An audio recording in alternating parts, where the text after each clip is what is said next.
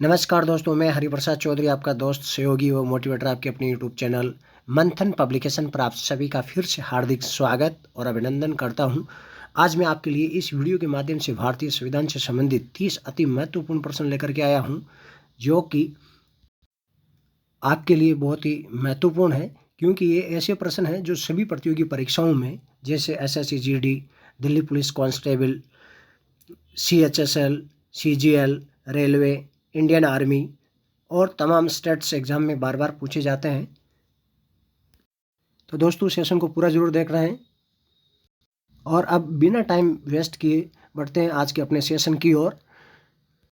इससे पहले आप सभी से मेरी एक छोटी सी रिक्वेस्ट है कि अभी तक आपने जो है हमारे चैनल को सब्सक्राइब नहीं किया है तो प्लीज़ चैनल को सब्सक्राइब करें और बेल आइकन को ज़रूर दबाएं, ताकि आने वाली वीडियो की नोटिफिकेशन आप तक पहुँच सके। तो दोस्तों, बढ़ते हैं आज के अपने सेशन की ओर एक मोटिवेशन कोट के साथ। उम्र थका नहीं सकती, उम्र थका नहीं सकती, ठोकरें गिरा नहीं सकती, ठोकरें गिरा नहीं सकती। अगर जिद हो जीतने की, अगर जिद हो जीतने की, तो परिस्थितियां भी हरा नहीं सकती, तो परिस्थितियां भी हरा नहीं सकती। तो दोस्तों, इसी के साथ बढ़ते हैं आज के अपने पहले प्रश्न की ओर। तो दोस्तों, आज का अपना पहला प्रश्न है, निम्न में से किस अधिनियम द्वारा भारत में संघ शासन प्रणाली प्रस्तावित की गई थी? परिषद अधिनियम 1861, भारत सरकार अधिनियम 1935, भारत सरकार अधिनियम मिसप्रिंट हुआ है 41, भारतीय स्वतंत्रता अधिनियम 1947। तो दोस्तों, अपना आंसर होगा भारत सरकार अधिनियम 1935, यानी कि बी। अगला प्रश्न है, माउंट बेटन योजना आधार बनी, यानी कि माउंट बेटन योजना है जो किसकी आधार बनी? ब्रिटिश शासन की निरंतरता की, सत्ता के हस्तांतरण की, देश के विभाजन की, सांप्रदायिक समस्या के निदान की। तो दोस्तों, अपना आंसर होगा सत्ता के हस्तांतरण की। किसके आधार बनी माउंट बेटन योजना? सत्ता के हस्तांतरण की। बढ़ते हैं आज के अपने अगले प्रश्न की ओर। अगला प्रश्न है, 20 अगस्त 1917 के सुधारों की घोषणा को जाना जाता है मॉन्टेग्यू घोषणा के नाम से, मार्ले घोषणा के नाम से, मिंटो घोषणा के नाम से, फोर्ड घोषणा के नाम से। तो दोस्तों, अपना आंसर होगा मॉन्टेग्यू घोषणा के नाम से, यानी कि ए। अगला प्रश्न है, महात्मा गांधी ने वल्लभ भाई पटेल को सरदार की उपाधि उनकी बड़ी संगठन क्षमता के कारण किस आंदोलन में दी थी? बारदोली सत्याग्रह में, खेड़ा सत्याग्रह में, नमक सत्याग्रह में, व्यक्तिगत सत्याग्रह में। तो दोस्तों, अपना आंसर होगा बारदोली सत्याग्रह में, यानी कि ए। बढ़ते हैं अगले प्रश्न की ओर। अगला प्रश्न है, निम्नलिखित में से कौन सी योजना संविधान सभा के संगठन का आधार थी? साइमन आयोग योजना, कैबिनेट मिशन योजना, क्रिप्स प्रस्ताव, वेवेल योजना। तो दोस्तों, अपना आंसर होगा क्रिप्स प्रस्ताव। अपना आंसर क्या होगा? क्रिप्स प्रस्ताव, यानी कि सी। अगला प्रश्न है, किसे grand old man of India के रूप में जाना जाता है? तो दोस्तों, ये क्वेश्चन बहुत ही इंपॉर्टेंट है। दादा भाई नारोजी, महात्मा गांधी, बाल गंगाधर तिलक, केशव चंद्र सेन। तो दोस्तों, अपना आंसर होगा दादा भाई नौरोजी।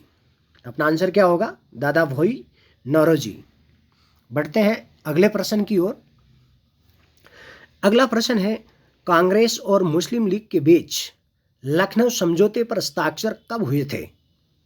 1916 में, 1923 में, 1928 में, 1930 में।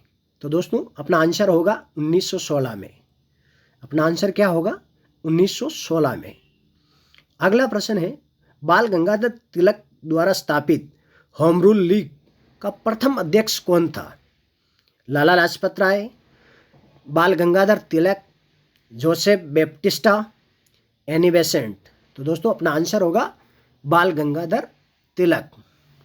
अपना आंसर क्या होगा? बाल गंगाधर तिलक। बढ़ते हैं अगले प्रश्न की ओर।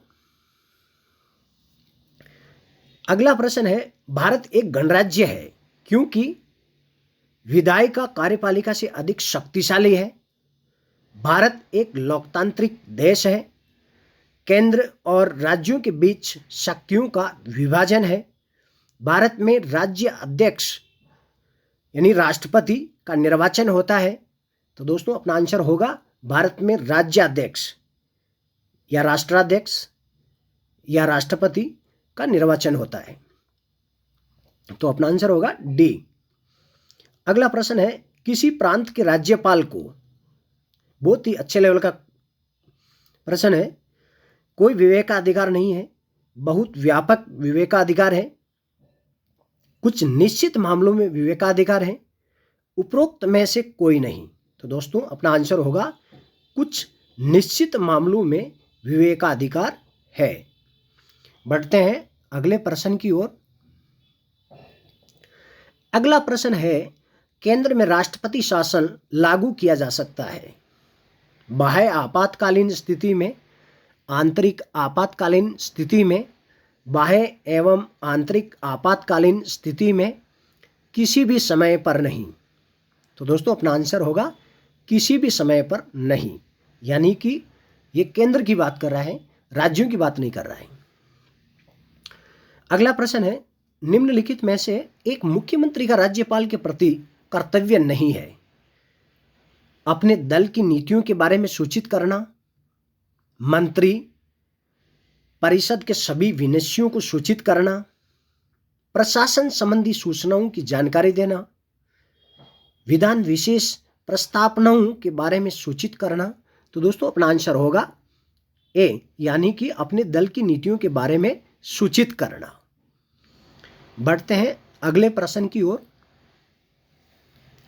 अगला प्रश्न है, भारत के महान्यायवादी को संसद निर्वाचित करती है, राष्ट्रपति द्वारा नियुक्त किया जाता है, राष्ट्रपति द्वारा मनोनीत किया जाता है, मुख्य न्यायाधीश के परामर्श पर राष्ट्रपति द्वारा मनोनीत किया जाता है।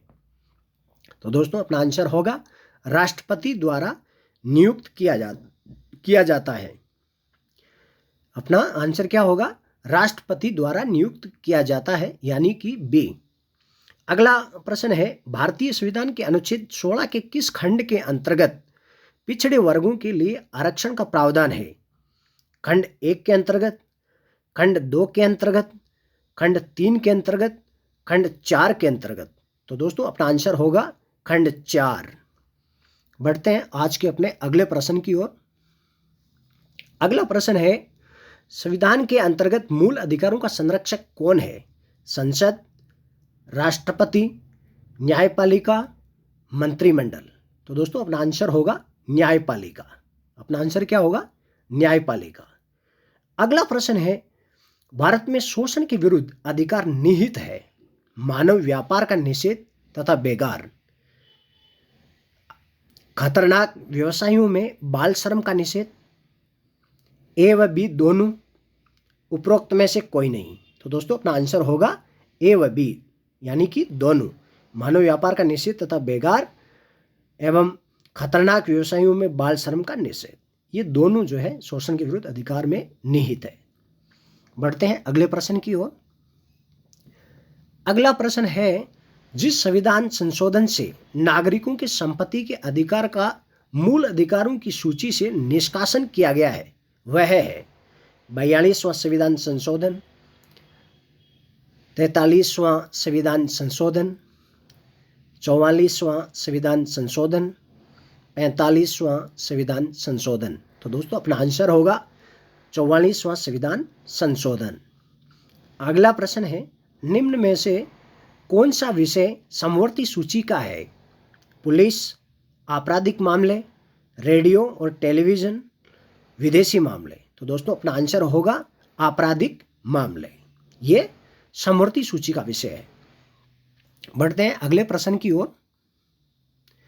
अगला प्रश्न है, संविधान के 73वें संशोधन अधिनियम 1993 के अंतर्गत पंचायती राज व्यवस्था निम्न में से किस पर लागू नहीं होगी? नागालैंड, मेघालय, मिजोरम, बी छत्तीसगढ़, उत्तरांचल, झारखंड, सी उत्तर प्रदेश, बिहार, राजस्थान, डी कर्नाटक, तमिलनाडु, उड़ीसा। तो अपना आंसर होगा दोस्तों नागालैंड, मेघालय, मिजोरम। इन तीनों राज्यों पर लागू नहीं होगी। बढ़ते हैं अगले प्रश्न की ओर। ये अगला प्रश्न है, ये विचार किसने प्रतिपादित किया कि प्रत्येक गांव पंचायत का गणराज्य होगा? बाल गंगाधर तिलक ने, श्रीमती एनी बेसेंट ने, गांधी जी ने, एम.एन. राय ने। तो दोस्तों अपना आंसर होगा गांधी जी। अपना आंसर क्या होगा? गांधी जी, यानी कि सी। बढ़ते हैं अगले प्रश्न की ओर। अगला प्रश्न है, निम्नांकित में से कौन राज्यसभा का सदस्य होते हुए भी लोकसभा की कार्यवाही में भाग ले सकता है? राज्यसभा का मनोनीत सदस्य, राज्यसभा का उपसभापति, मंत्री जो राज्यसभा का सदस्य हो, राज्यसभा में सदन का नेता। तो दोस्तों अपना आंसर होगा मंत्री जो कि राज्यसभा का सदस्य हो। अपना आंसर क्या होगा? सी, यानी कि मंत्री जो राज्यसभा का सदस्य हो। अगला प्रश्न है, निम्न में से कौन सा विषय भारतीय संविधान की संघ सूची से संबंधित नहीं है? रक्षा, विदेशी मामले, रेलवे, कृषि। तो दोस्तों अपना आंसर होगा कृषि।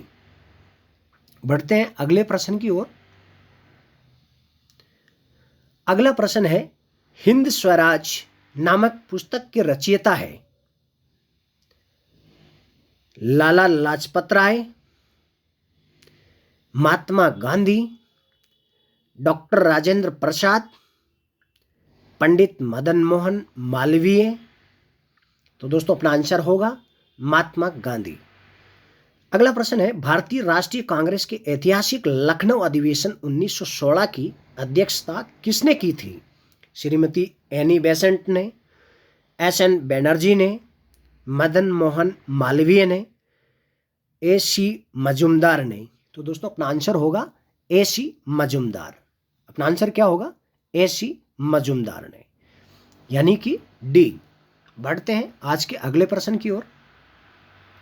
अगला प्रश्न है, अपने किस अधिवेशन में मुस्लिम लीग ने यह नारा दिया, विभाजन करो और यहां से जाओ?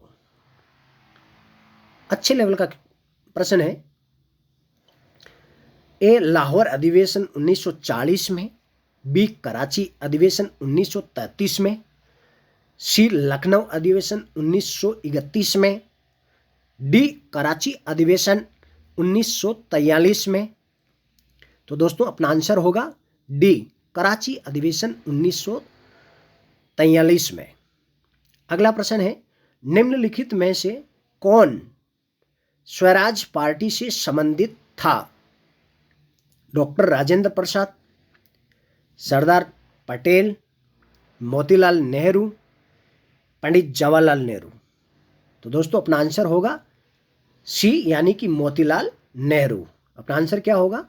मोतीलाल नेहरू। बढ़ते हैं अगले प्रश्न की ओर। अगला प्रश्न है, निम्नलिखित में से कौन न्यू इंडिया नामक पुस्तक के लेखक हैं? A Durgadas, B RC. Majumdar, C Annie Besant, D Madan Mohan Malviya. तो दोस्तों अपना आंसर होगा सी, यानी कि एनी बेसेंट। अगला प्रश्न है, निम्नांकित में से कौन सा संविधान का अंग नहीं है? ए निर्वाचन आयोग, बी वित्त आयोग, सी अंतर्राज्यीय परिषद, डी योजना आयोग। तो दोस्तों अपना आंसर होगा डी योजना आयोग। अपना आंसर क्या होगा? डी योजना आयोग। अगला प्रश्न है, भारत में उपराष्ट्रपति के निर्वाचन संबंधी विवाद का निर्णय करता है राष्ट्रपति, निर्वाचन आयोग, सर्वोच्च न्यायालय, संसद। तो दोस्तों अपना आंसर होगा सर्वोच्च न्यायालय, यानी कि सी। अपना आंसर क्या होगा? सर्वोच्च न्यायालय, यानी कि सी। अगला प्रश्न है, जो कि आज का अपना अंतिम प्रश्न है, भारतीय संविधान के किस अनुच्छेद में लिखा है कि मंत्रीगण व्यक्तिगत तथा सामूहिक रूप से लोकसभा के प्रति उत्तरदायी है? अनुच्छेद 74 में, अनुच्छेद 75 में, अनुच्छेद 76 में, अनुच्छेद 77 में। तो दोस्तों अपना आंसर होगा बी यानी कि अनुच्छेद 75 में। अपना आंसर क्या होगा? बी यानी कि अनुच्छेद 75 में। तो दोस्तों आज का सेशन बस इतना ही। कैसे लगा आज का सेशन कमेंट करके ज़रूर बताएं, और अगला वीडियो किस टॉपिक पे लाना है और किस सब्जेक्ट में लाना है ये भी आप जो है कमेंट करके बताना। वीडियो देखने के लिए आप सभी का बहुत बहुत धन्यवाद।